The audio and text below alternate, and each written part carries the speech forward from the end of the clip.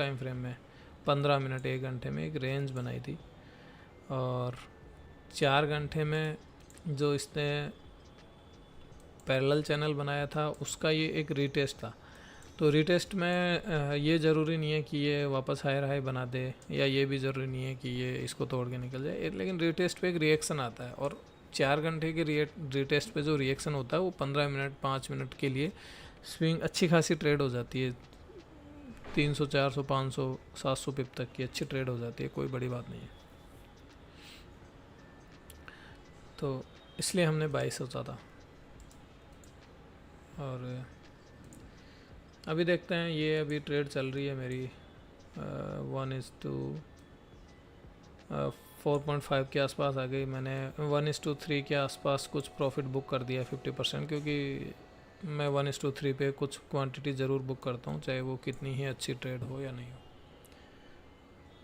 ताकि मेरा एसएल भी जाए तो उस ट्रेड में मैं किसी भी तरीके से माइनस में नहीं रहूँ।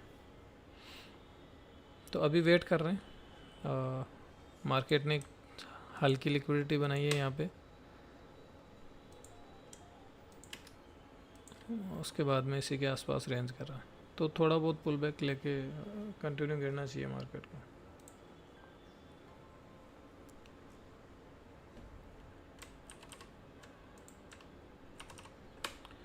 ओके, ये हो गया। अभी इसको साइड में करके अब हमारे सपोर्ट एंड रेजिस्टेंस एक बार निकाल लेते हैं क्या चल रहा है।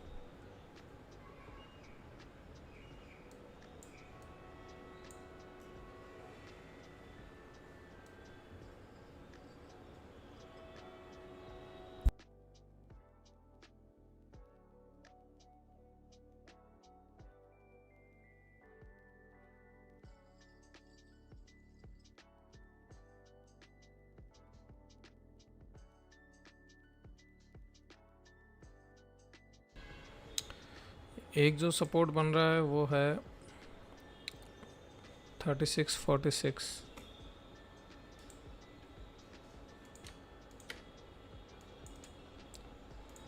ये हो गया हमारा 3646।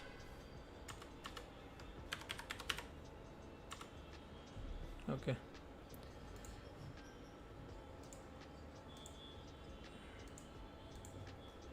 और रेजिस्टेंस जो है हमारा वो बन रहा है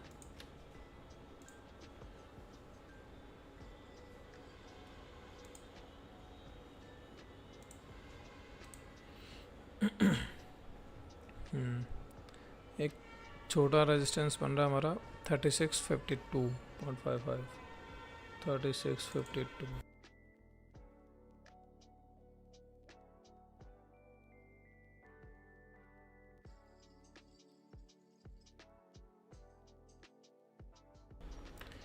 ओके, फ़िलहाल के लिए ये बन रहा है हमारे पास। अगर ये रेजिस्टेंस टूटता है तो हम पुल बैक पे 50% के पुल बैक पे बाई देख सकते हैं। अगर ये रेजिस्टेंस नहीं टूटता है तो फिर यहाँ से फिर से सेलिंग देखी जा सकती है। ये छोटे टाइम फ्रेम के हिसाब से सपोर्ट रेजिस्टेंस मैंने बताया।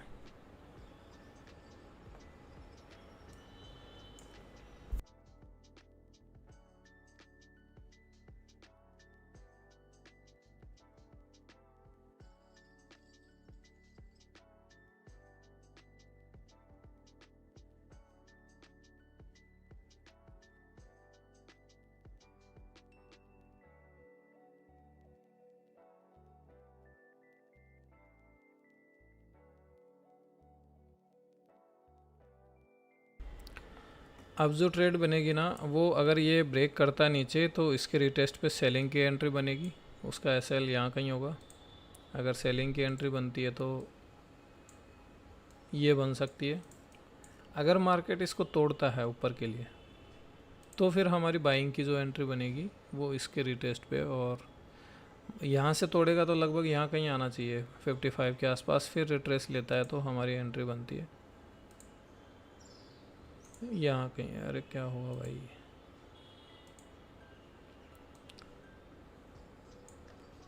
ये कहीं हमारी एंट्री बननी चाहिए।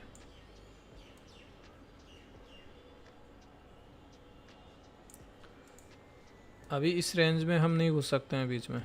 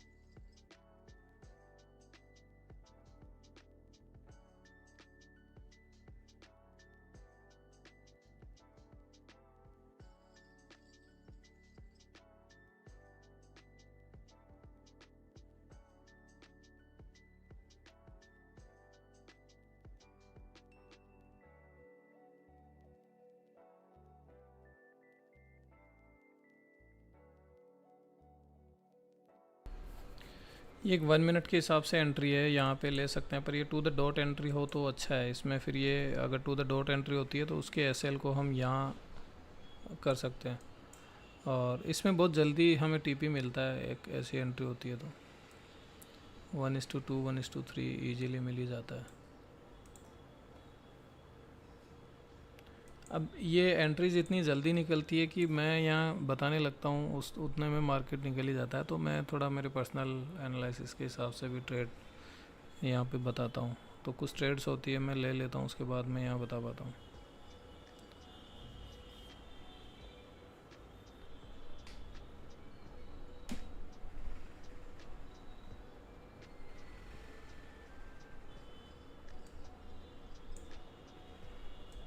ये एक माइनर रेजिस्टेंस है, और अगर इससे ऊपर निकलता है तो ये मेजर रेजिस्टेंस है। इसको नहीं तोड़ पाता मार्केट, नहीं जाएगा ऊपर। यहाँ से अगर इसको तोड़ के और नीचे क्लोजिंग आ जाती है, और जो कि इसके नीचे का जो रेजिस्टेंस निकलेगा हमारा लगभग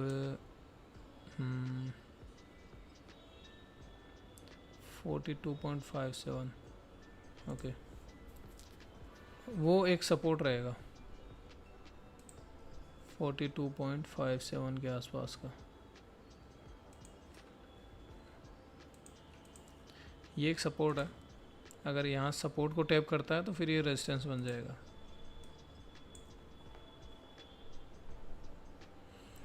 इस सपोर्ट को टैप करने से पहले इसको मैं रेजिस्टेंस नहीं मान सकता,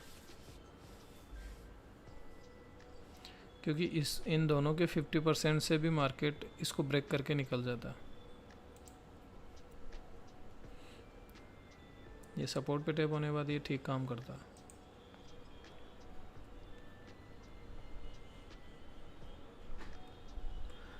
छोटे टाइम फ्रेम में और बड़े में इतना फ़र्क पड़ता है कि ये एंट्री बड़े टाइम फ्रेम की है। अब इसमें 1:4 मुझे मिला है।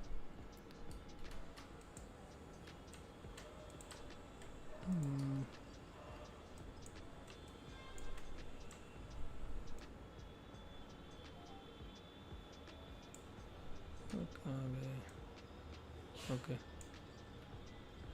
1:4 मिला है मुझे 250 पिप 250 पिप्स मिलने के बाद में, जबकि यहाँ 1:4 1:5 मिल जाता है लगभग 70-80 पिप पे।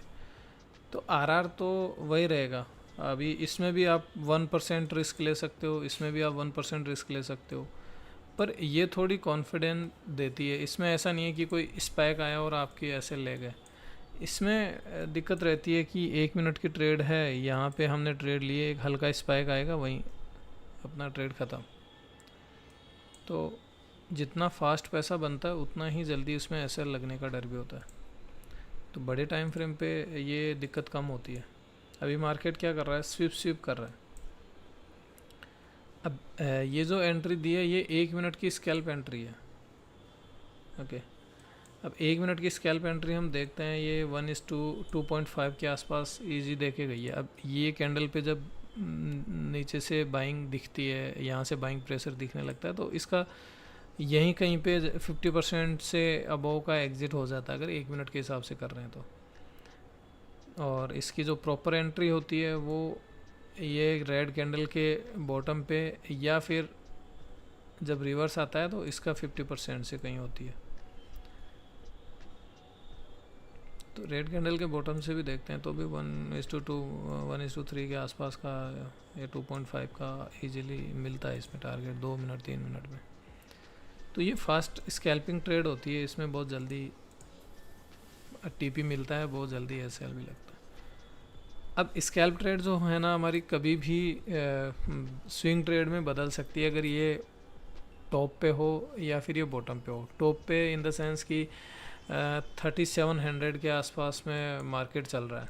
अब हमें पता है कि ये लगभग एक साइकोलॉजिकल लेवल भी है, और मार्केट ने काफ़ी नीचे से बाइंग की है, तो सेलिंग तो आनी चाहिए, बनती है सेलिंग तो। जैसे ये मेरा एक टीपी था, यहाँ से बाइंग इसलिए किया था क्योंकि 3700 को साइकोलॉजिकल लेवल को टैप नहीं किया था मार्केट ने। इसके बाद में जब सेलिंग आती है, मार्केट यहाँ पे कोई सेलिंग बना नहीं है प्रॉपर, एक साइकोलॉजिकल लेवल पे रैंडम ट्रेड लगाएं हम तो बनता है, अदरवाइज़ तो नहीं बनता। उसके बाद में जब भी मार्केट यहाँ पे इसको लेने आया, जो कि हमने लाइव में भी ट्रेड ली थी, ये एक स्कैल्प ट्रेड ही थी, हालांकि इसका एसएल बहुत बड़ा जा रहा था। अब न्यूज़ में क्वांटिटी बहुत लो रखनी होती है और एसएल में गैप रखना होता है। जब स्वीप करके अंदर आया तो ये ट्रेड आपकी स्विंग बन सकती है, और एक्चुअल में ये ट्रेड है 1 मिनट का, ये 1 ही मिनट का ट्रेड है, लेकिन ये स्विंग बन जाए 3500 तक का ट्रेड भी बन सकता है, ये कोई बड़ी बात नहीं है। अगर हम इसको देखते हैं 3500 तक हमें कितना मिल सकता है,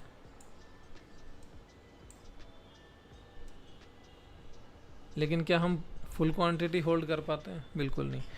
2000 पिप का इसमें टारगेट मिलता है, 1 मिनट की ट्रेड है, 2000 पिप इसमें इजी मिल सकता है, लेकिन 100% क्वांटिटी हम इसमें होल्ड नहीं कर सकते हैं। हमें पता है कि ये मार्केट है, कभी भी घूम सकता है और ये पूरा पैसा दे भी सकता है, तो जितना रिस्क उतना रिवार्ड।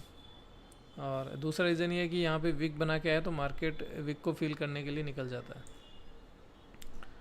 तो ऐसा है। अभी जो हमारी स्कैल्प ट्रेड है उसको देखते हैं क्या चल रहा है उसमें।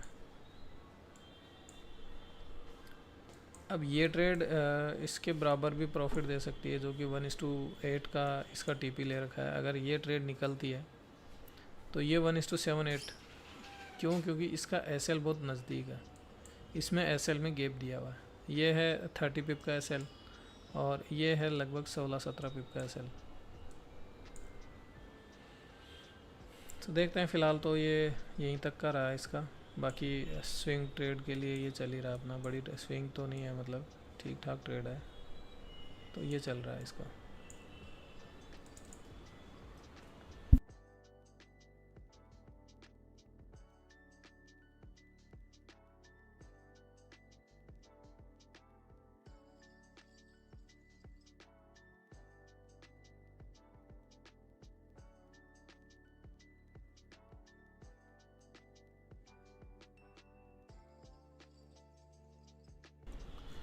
ये जो सपोर्ट है ये 5 मिनट के हिसाब से सपोर्ट है, 1 मिनट में टूट रहा है या नहीं टूट रहा है उससे इस पर कोई फ़र्क नहीं पड़ने वाला। ये जो मैंने आपको सपोर्ट बताया है ये 5 मिनट का सपोर्ट है। अगर 5 मिनट की कैंडल इसके नीचे क्लोज देती है तो हम इसको वीक मान लेंगे, अदरवाइज़ तो 1 मिनट के हिसाब से इसको नहीं देखना है हमें। 1 मिनट में ये क्या कर रहा है, क्लोजिंग आ रही है नहीं आ रही है, इसको इतना मैटर नहीं करता है।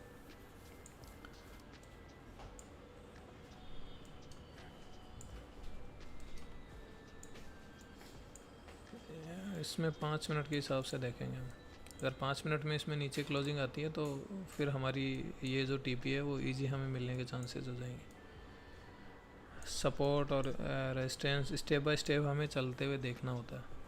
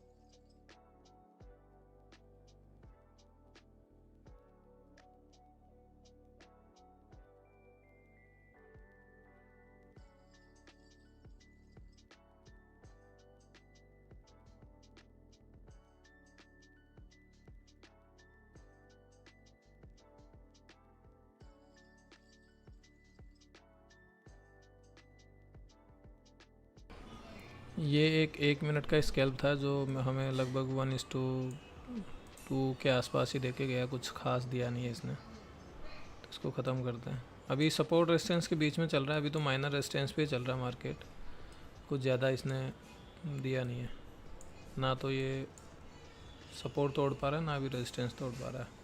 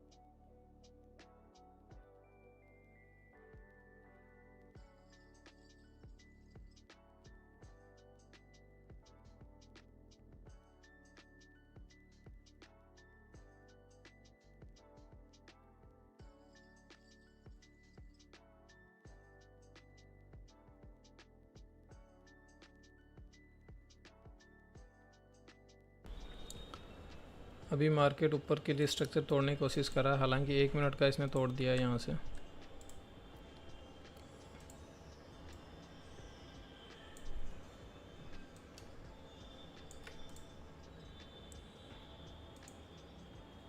ओके,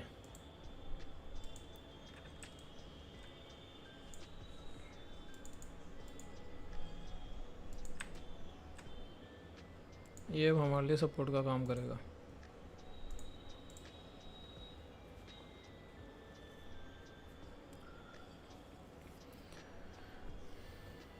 अब हम बाइंग की साइड एंट्री देख सकते हैं। ओके, ये यहीं पे देखते हैं, C2C जाएगा तो ठीक है, अदरवाइज़ तो 50% यहाँ कहीं बुक होने के बाद में ये C2C है, कॉस्ट टू कॉस्ट, तो कोई फ़र्क नहीं पड़ेगा, प्रॉफिट तो ऑलरेडी आ ही चुका है अपने पास में।